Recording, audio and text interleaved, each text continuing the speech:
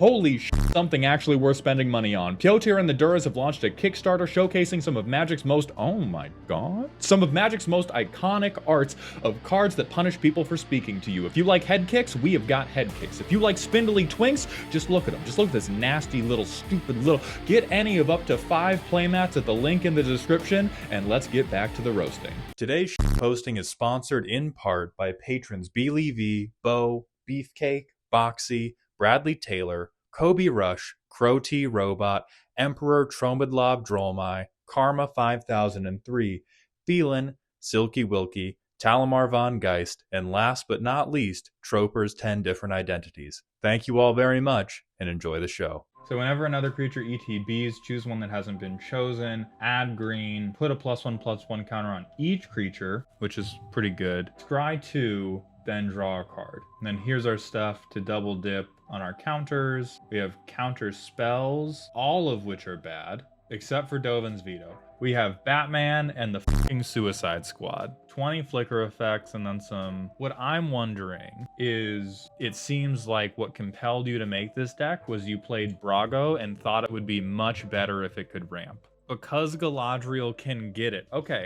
So that's a reason to play Galadriel. I think when you pick that as a reason to, as a commander, you need to be very careful to make sure that your deck makes it out of your bedroom. But if Galadriel can get it, and that's why we're playing Galadriel, now we need to talk about what has compelled you to make it a Flicker deck. The idea of Flicker Galadriel to reset the Alliance trigger limit. That makes sense to me. If we want to flicker Galadriel every time to keep using put a 1/1 counter on each creature you control, but the deck seems like its focus is going to be too split to achieve that. Let's see if it can. Being able to double or triple trigger Galadriel's ETB every turn is really, really clever, but does not beget we're gonna go really wide and kill everyone with our really huge wide creatures, because all the creatures we're picking also gotta go. And until we get the Ozolith, once we get the Ozolith, yeah, you crazy. I think you need to pick between, I wanna have a Blink deck and I wanna have a Galadriel deck that kills people with a really wide board. This would be good for I make a big wide board and then I kill you about it, is we have something that is a flicker payoff that does not non-bow yourself for flickering it, but stuff that makes bigger bodies when it hits the board, stuff like Agent of Treachery, when it hits the board, it goes swang that. You flicker this guy twice, you play a land, and the game ends. You don't need too many of these cards. You need a couple of these, but if you want to stay in Blink, you overwhelmingly need things that are going to make you board value when they blink, rather than be like generic, I get access to more mana, I get access to more cards, because those things are going to drive you through the middle of the game, but they're not going to help you finish the game off.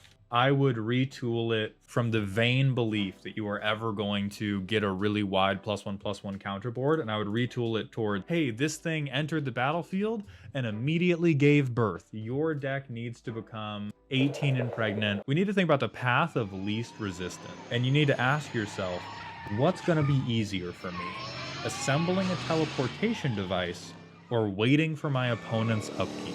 If you have ETB poop out a creature, you can trigger more of the Alliance, which is better justification for then flickering Galadriel again. I think having your Galadriel deck be primarily focused on flicker is like somebody handing you a death note and you filled to the brim with murderous intent going, maybe I could beat somebody to death with this, rather than writing in it. I think that if you just think Galadriel's a baddie and you want an effective Galadriel deck, you have mostly token gen, and then you have some flicker for Galadriel, and you just tender shoot Dryad, gruff triplets it up, and you flicker occasionally, rather than this, I'm going to flicker a million times, and eventually I'll have enough stuff on my board that flickering will get me there. It's worth mentioning the shop I go to gets really salty with absurdly powerful decks. Certainly you've built well for that. Yeah, we got a little bit of a mana cheese wheel. There's handicapping yourself a little bit for the sake of not scaring the hose. And also, you need a couple cards that are eventually going to get the job done. And right now, we don't have any cards that really get the job done. And so, at minimum, I would have Tendershoot Dryad, Bramble Sovereign, and Toby, so that you have more options for put thing on board, make extra thing, not have to flicker thing. Like, we're not trying to get you to absurdly powerful. We're trying to get you to reliably participating. Because right now, a lot of what this deck does is sits in the corner and it goes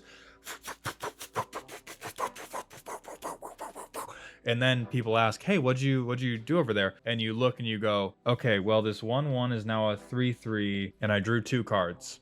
It's been 48 minutes. Number one thing to understand about jank combo decks is you are not interacting with the table. That's a good thing because you should not interact too much with your lessers. They need to know that you're better than them. But if people still let you play it, rather than speed ourselves up too much, it's hard to make jank combos too fast without including a whole bunch of dog shit that will give away the game. What we can do, we can't make ourselves better, but we can make them worse. If our eventual payoff is we're going to make Helix Pinnacle or Millennium Calendar really, really big, we need ways to stop other people from doing the stuff that's going to kill us.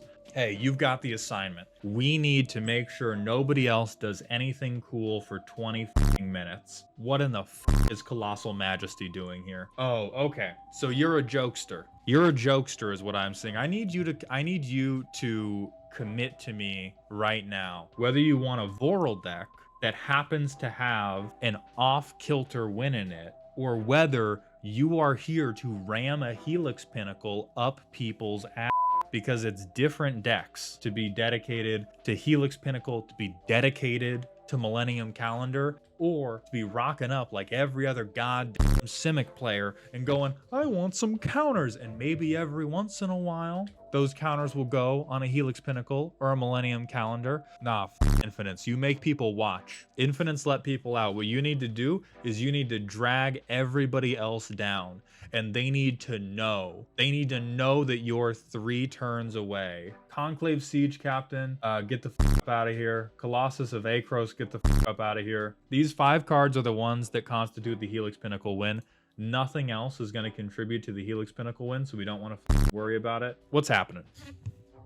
What's happening? We're going to need this to turn on a lot of these counter dorks. What the fuck? Bootlegger's Stash is a little silly, but you can bank mana with it. I'll tentatively allow it. This is very horrible and I love it.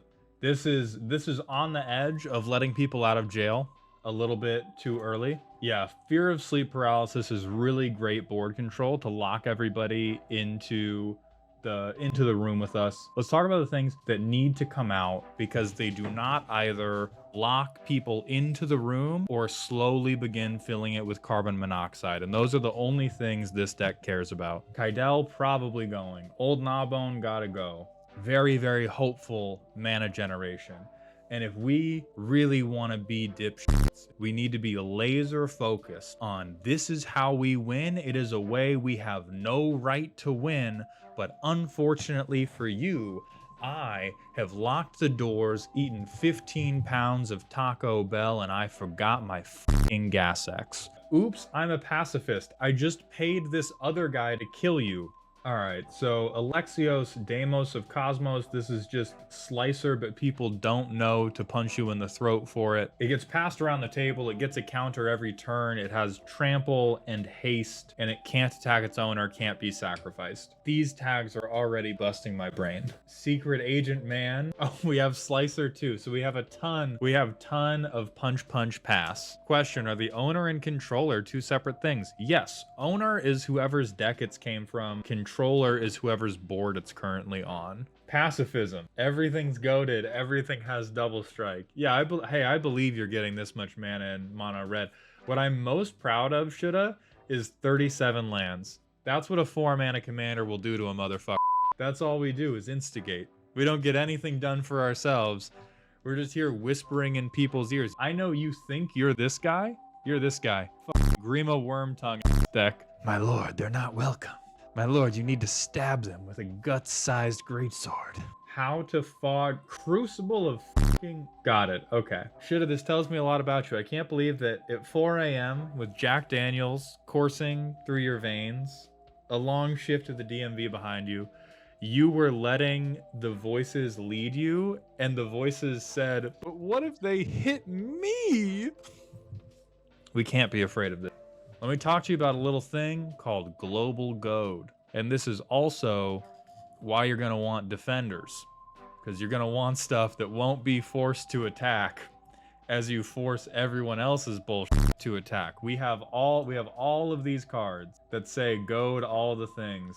And we don't have the one card that will in fact goad every last thing. This deck has heart, but it has 0 brain cells, and I am here to provide the rest. If you get Alexios down and put an infiltration lens on him, you're good for the game.